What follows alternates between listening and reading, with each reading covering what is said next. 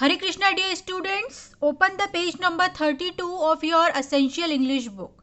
Today we will do the exercises of chapter number 5, The Nation Builders. Okay. Multiple choice question का part A. Tick the correct option. आपको यहाँ दिए गए options में से correct option को पहचान कर उस पर राइट टिक करना है. Number 1 is to make a nation great it needs. किसी भी देश को महान बनाने के लिए, ग्रेट बनाने के लिए क्या नीड होती है, क्या चाहिए होता है? Brave people, true people, both A and B. तो हमने लेसन में रीड किया है कि ट्रू और ब्रेव पीपल किसी भी नेशन को ग्रेट बनाते हैं. तो यहाँ दोनों ही ऑप्शन जो हैं वो करेक्ट हैं. तो हम सी ऑप्शन पर बोथ ए एंड बी इस पर राइट टिक लगा देंगे. Okay. Number 2 is who build a Nations pillars deep. Who means कौन देश के पिलर्स को मजबूत बनाते हैं, डीप या गहराई तक लेके जाते हैं. कैसे लोग? ब्रेव पीपल, वीक पीपल और blind people. So option number A is correct. Brave people, जो बहादुर लोग होते हैं वो देश के पिलर्स को, देश की नींव को मजबूत बनाते हैं. Okay. Part B, tick for right and cross for wrong statements. यहाँ पर आपको जो स्टेटमेंट करेक्ट है उन पर राइट का मार्क करना है और जो रॉन्ग स्टेटमेंट्स हैं उनको क्रॉस करना है. नंबर 1 देखिए, only gold can make a nation great. केवल गोल्ड ही किसी देश को ग्रेट मीन्स महान बनाता है. क्या ये स्टेटमेंट करेक्ट है? No, this statement is wrong. तो यहाँ हम इस स्टेटमेंट पर क्रॉस लगा देंगे. सेकंड वन देखिए,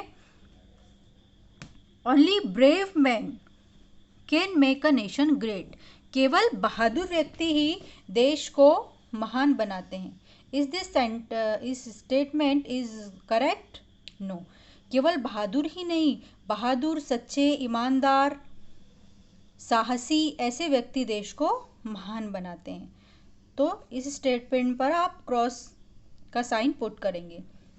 नंबर 3 देखिए, those who dare while others fly build a nation's pillars deep and lift them to sky. Those who,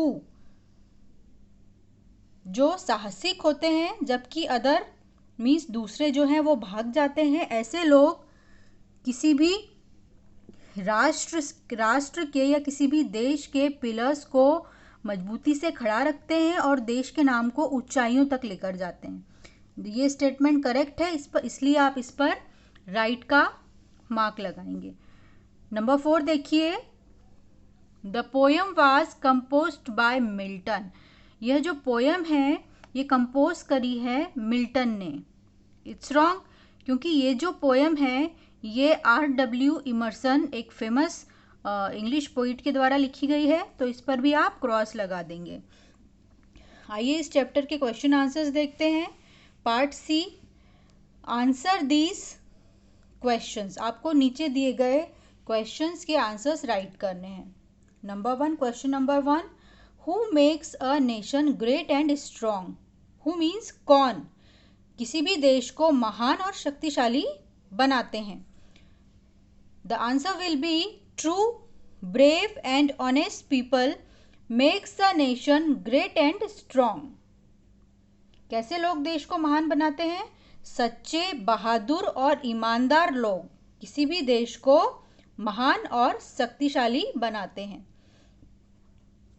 question number 2, what sort of man strengthen the foundation of a nation. किस तरह के लोग किसी देश की जड़ों को मजबूत बनाते हैं. The answer will be brave man strengthen the foundation of a nation. बहादुर लोग जो होते हैं किसी भी देश की जड़ों को मजबूत बनाते हैं. Question number 3, who in the opinion of the poet are really brave. Opinion means होता है अपना दृष्टिकोण। ओपिनियन कहते हैं किसी भी दृष्टिकोण को। पोइट के दृष्टिकोण में कैसे लोग होते हैं जो बहादुर होते हैं? According to the poet, the people who stand for truth. Poet के अकॉर्डिंग ऐसे लोग जो सच के लिए खड़े रहते हैं, and honesty are really brave. जो सच्चे होते हैं, ऑनेस्ट होते हैं, ईमानदार होते हैं और सच के साथ हमेशा खड़े रहते हैं, ऐसे लोग ब्रेव होते हैं। ओके, आज आप इस चैप्टर की एक्सरसाइजेस को बुक में सॉल्व करेंगे और क्वेश्चन आंसर्स को भी आप अच्छे से समझिए। आप वीडियो के थ्रू भी क्वेश्चन आंसर्स को कॉपी में नोट डाउन कर सकते हैं। ओके, हरे कृष्णा।